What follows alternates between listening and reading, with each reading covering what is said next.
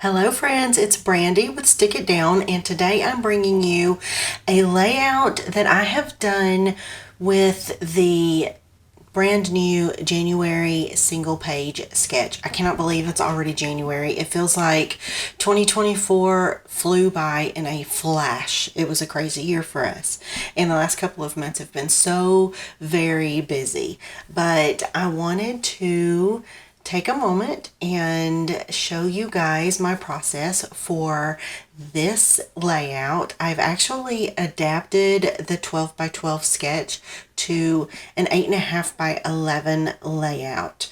Now, what I did first was just pick out a cut file that I really wanted to add. I went on the hunt for whatever snowflake cut file that I had already in my digital stash, and I ran across this ornament that has a flowery snowflake in it. So I thought that would be really fun to use. And I started off by cutting it out of some gold foil cardstock that I have. And the cut didn't work. As you guys, I showed you in the very, very beginning, it kind of it tore in places. I probably need to change my Cricut blade, but it's fine. I make it work. I just make sure to put my photos over that particular section of the cut file. And I backed it with some smooth red cardstock that I had in my stash.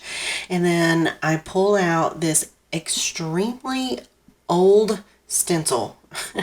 And I've only ever used these. I cannot even remember who made these, but I have them for the alphas to cut out.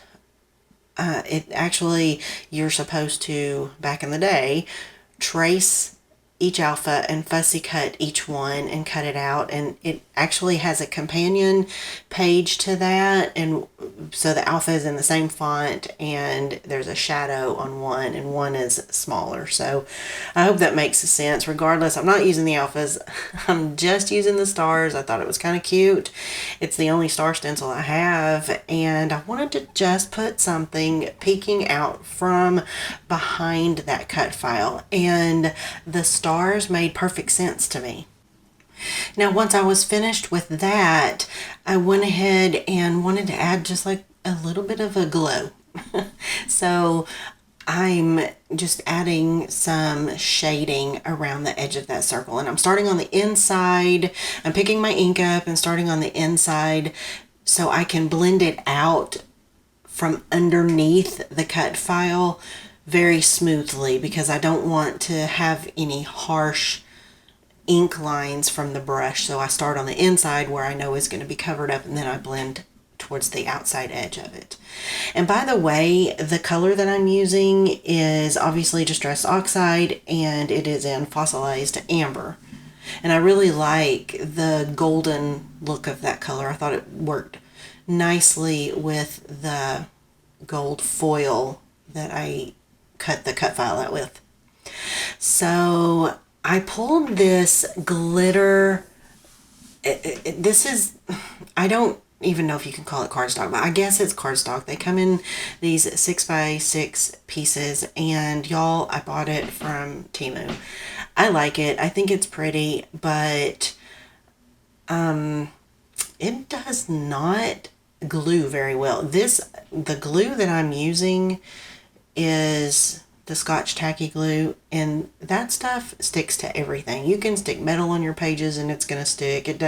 Everything sticks except this darn cardstock.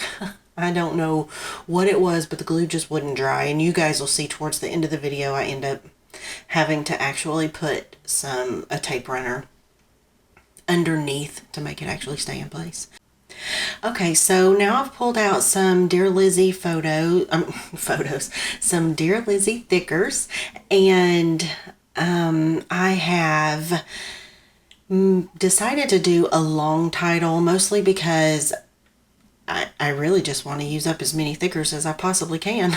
And I do want to make sure to have the word Vegas in the title. So I'm making my title A Merry Vegas Christmas, or Xmas actually. And I like it. I like the contrast of the white glitter on all of the gold and red. I think it ties in very nicely, especially when I get the rest of the other few pieces on the layout that I'm going to put on here.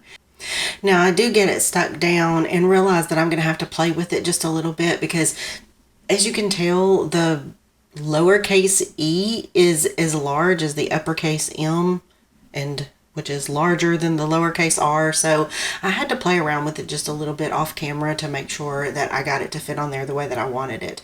And then I grabbed this die from Hip Kit Club. I believe it was from last November, I think.